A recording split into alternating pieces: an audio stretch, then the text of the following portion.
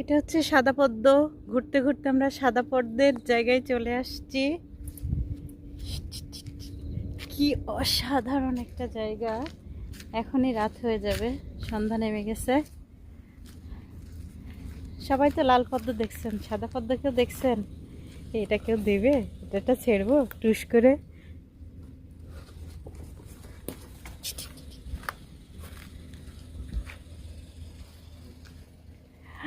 কি সুন্দর সাদা পদ্ম!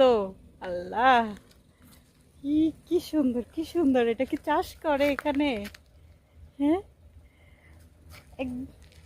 ঘুরতে ঘুরতে চলে আসছি। আমি লাল পদ্ম দেখছি, আমি সাদা পদ্ম এই ফার্স্ট দেখলাম।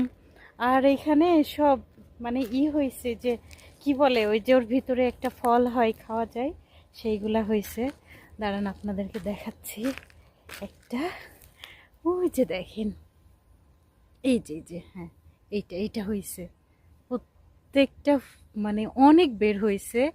আর এটা কিন্তু সাদা পদ্ম। আমি না এই নিজের চোখে এই ফার্স্ট আমি সাদা পদ্ম দেখলাম। হ্যাঁ, গোলাপি কালারের পদ্ম দেখছি কোরিয়াতে একটা বাগান আর কি। এটা মনে হয় চাষ করতেছে, মনে হয় না একটা পুকুর, আমি জানি না। এটা এখানে ফুলের সংখ্যা অনেক কম। আর বড় বড় পদ্মার পাতাগুলো কি সুন্দর।